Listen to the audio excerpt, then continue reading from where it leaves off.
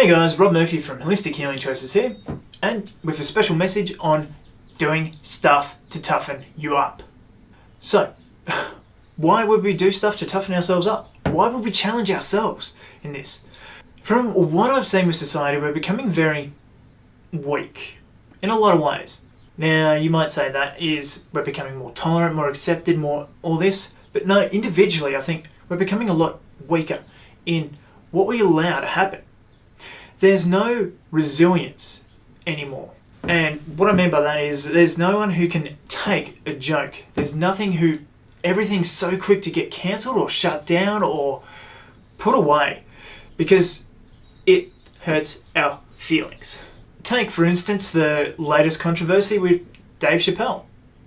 Now, really, that's going to turn out good for him. That's all there is to it. All these people whinging and whatever else about his transphobic comments, they're just doing him a service because it's going to drive more people to him and he's going to make more money and Netflix are going to offer him more specials more than likely down the road. Is it really something that's worth whinging for? And why are we so quick to try and cancel and stop all this stuff that conflicts with our own point of view? Everybody's different.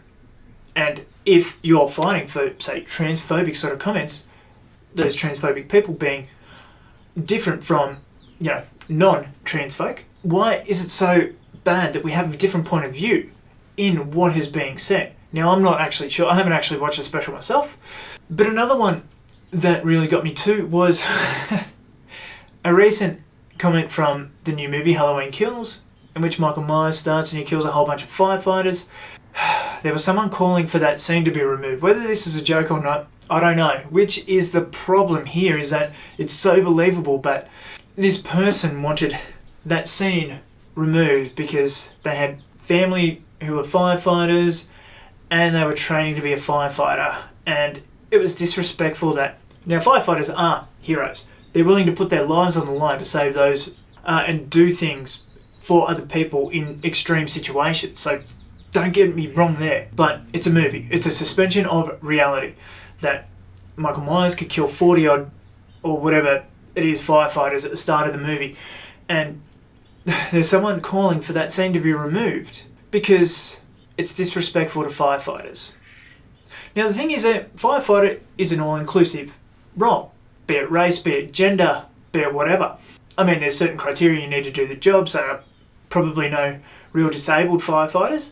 It's an all-inclusive thing, so it's not like he's discriminating against anyone. Michael Myers is just an absolute killing machine. Did that person have the same feelings about him killing law enforcement officers? Did he have the same feeling about teens? Or what have you? He kills indiscriminately. And it's a movie. For God's sakes, get over it.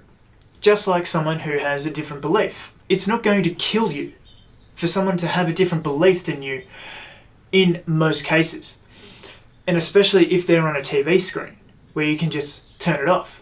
So, my point with this video is to say, do things that push you out of that comfort zone a little bit. Do things that will challenge you. Now, be it physically, mentally, whatever. Sit down, watch something else. It's got a different belief system about you. Try and get an understanding of why they're doing that and why they have that belief. Do some physical challenges. Do something that puts you and builds that resilience up so that you're not hurt so easily. Now, I mean, feelings and emotions absolutely have their place and need to be expressed and sorted through and dealt with in that way. And the same thing too, we can't coat ourselves in cotton wool. No one is coming to save you from these things. You have to deal with these and do the best that you can with them yourself. 100% absolute, that's all there is to it. If your feelings are hurt by someone's comments, explore that. Why? Why does what they say hurt you so much? Why does it impact your beliefs so much? And then, hey, maybe you can show some love and understanding to that person once you come around to why that is, rather than just yelling and obscenely dyeing your hair red and going off the top of your head at someone. And two, the more you do these things that will push you into that way, the more resilient you become, the more you become your own sort of personal hero. So, I mean, even just doing things that are hard, physical challenges, push-ups, all those sort of things, pushing past that point where you would normally just give up, denying yourself food. I quite often go on a 48-hour fast, no matter how much I like food. And it builds my resilience up. I am able to say no to those cravings, which then leads into other areas of life where I'm able to have that resilience as well. Take a cold shower, or at least turn the hot knob all the way off and have a bit of cold for the end bit, because it sucks. It does suck, especially if you are already warm. Or, on the other hand, put yourself into a sauna and sweat the hell out until you feel like giving up. And then go that little bit further as long as you're not feeling dizzy and all that sort of stuff. So health stuff obviously needs to be listened to. Let's say listen to your own body. But if you can, just push that a little bit further. Do it for your own personal benefit. Become your own personal hero.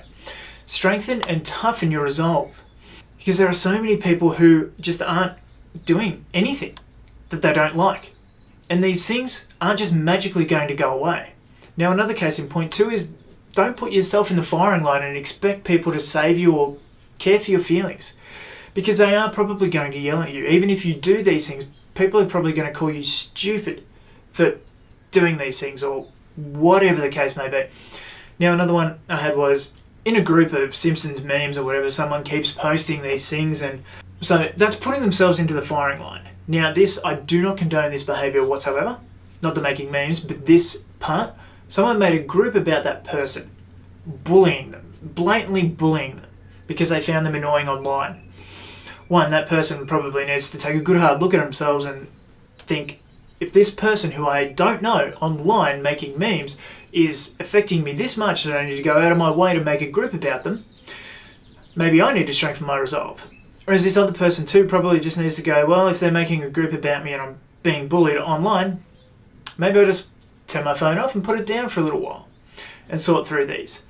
We're getting so many of these mental problems, these mental issues, and I don't want to call them a weakness, but these things where they affect us so much in our head, but they don't actually exist in the real world. Now, that's not to say that we don't believe that the problem isn't real, because we absolutely do. It affects us so much, but the reality of it is it's all digital. It's all people across the world that we don't even know and we'll never have contact with, that we believe them want to do us harm. Why do we let this affect us so much? Now, I remember someone saying on there, someone said to defend this, well, maybe you shouldn't put yourself in the firing line. Maybe you should do that. And someone was like, are you associating or accepting rape culture? And these social avengers and all these things, these people who have no resolve, jump to these wild conclusions. It's like saying, have some defenses, maybe take a bit of personal responsibility and don't make memes, or toughen up and just accept that these things happen, because bad people exist. And if you're not tough enough to be able to do that, then it's very, very hard for you to be in society, really. Now, everything in our own backyard is like Australia, United States, we're all pretty reasonable sort of people.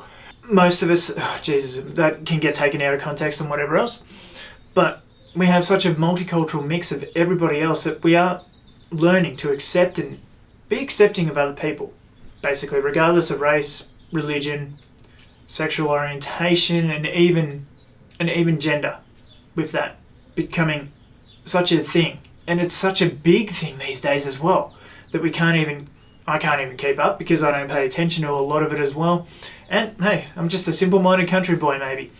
As soon as I learn about it or whatever, I become accepting of it. I don't care. But there will be someone who it trifles their beliefs. Now, same thing too. Why aren't we fighting for the people over in Afghanistan at the moment with that? Why aren't we telling them more so to be accepting of trans folk, to be accepting of homosexuals? Because they won't care. They will just shoot you dead because you conflict with their beliefs, and that's the type of person they are. So, really, if someone's saying something on Facebook, is it that important to you? Or would you rather go over there and get shot dead? There's a whole lot of things where we can try and fix our society, but there's always going to be a problem. There's always going to be people who conflict with your beliefs. So if you increase your resolve, then maybe those things won't affect you so much.